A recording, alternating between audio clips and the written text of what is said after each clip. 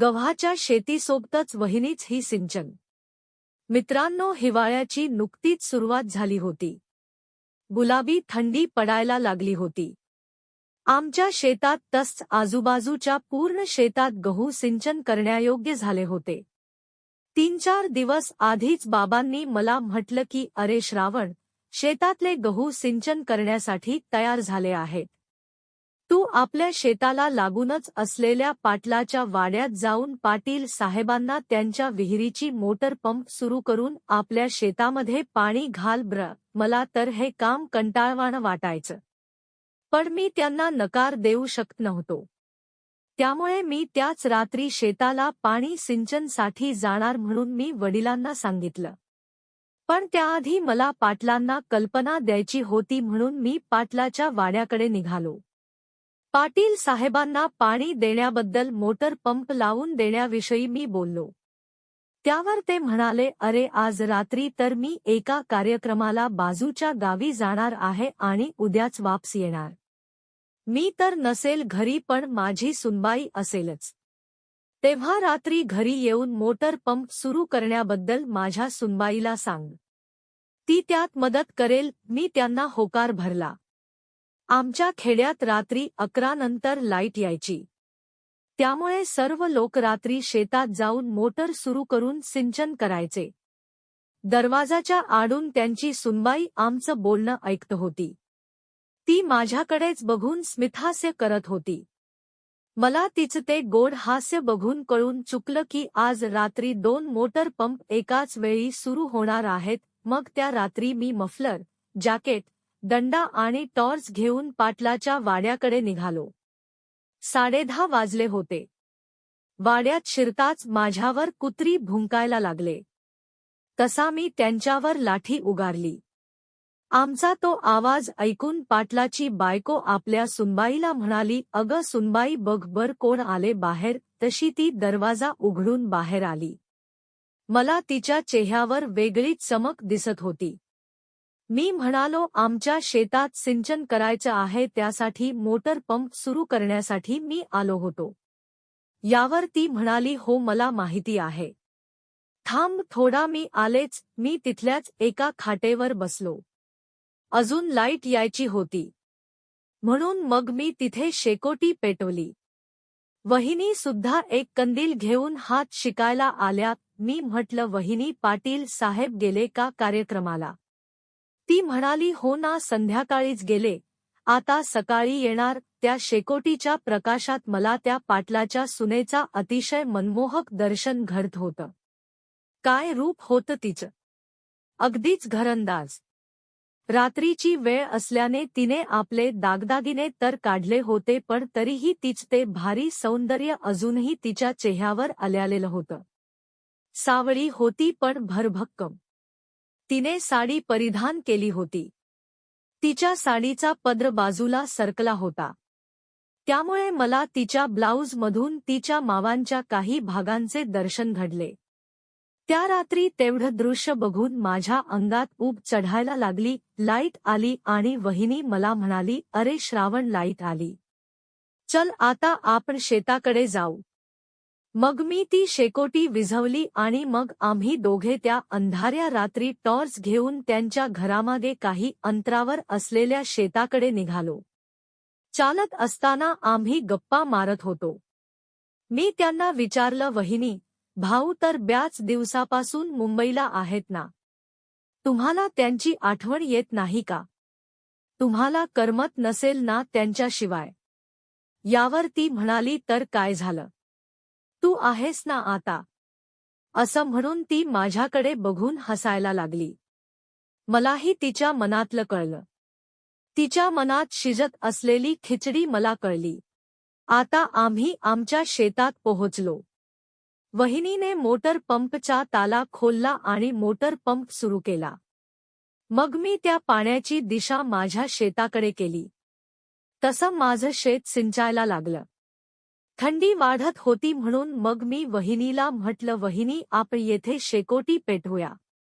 यावर ती लगेच तयार झाली. मग मी तिथे शेकोटी पेटवली आणि आम्ही दोघेही त्या शेकोटीची उब घेत गप्पा करायला लागलो.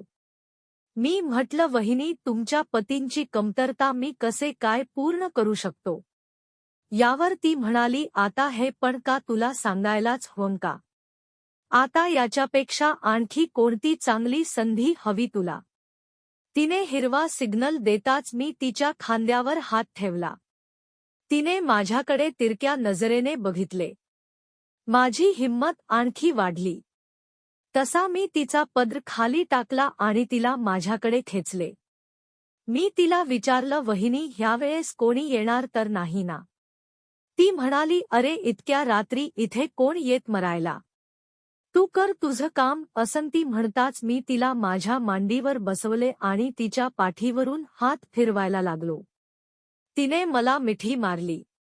मी तिच्या गालावरून, तिच्या ओठावर, तिच्या गळ्यावर किस करायला लागलो.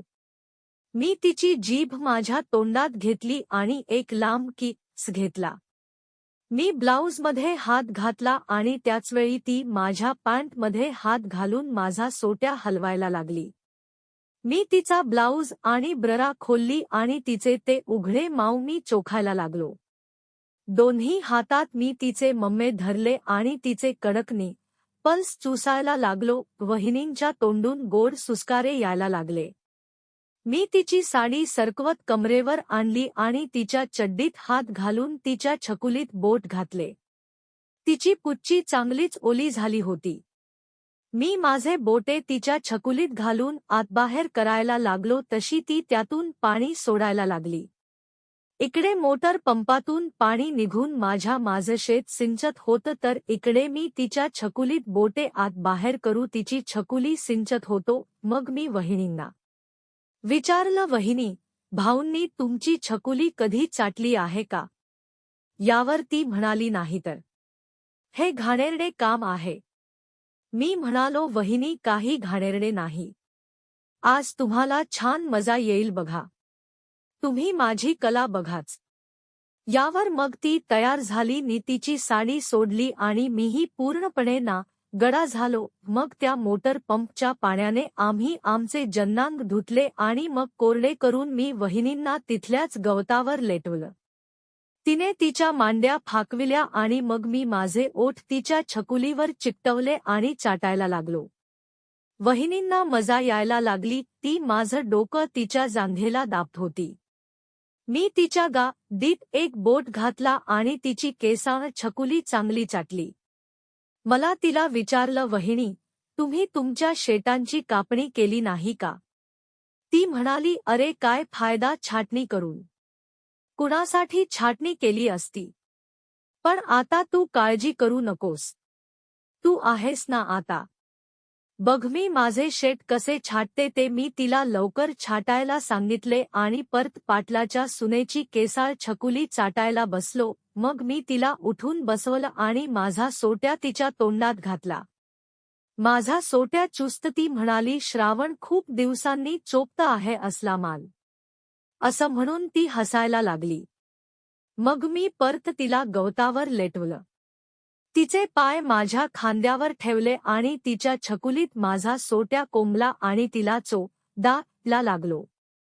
वहिनीने माझी गाद धरली आणि आपल्या जांघेला दाबत माझ्याकडून चुदण्याची मजा लुटायला लागली. मी तिला धक्के मारत होतो तसा ती आपल्या छकुलीतून पाणी सिंचन करायला लागली. माझी कल्पना खरी ठरली होती. एकाच वेळेस 2 मोटर पंप पाणी सोडत होते. मी तिच्या अंगावर लेटलो आणि तिचे बॉल दाबले. मग मी तिची भरपूर चुदाई करायला लागलो.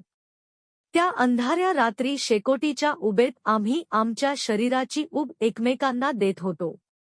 असंच आम्ही बराच वेळ चुदाई केली आणि मग माझाही लंड पाणी सोडायला लागला.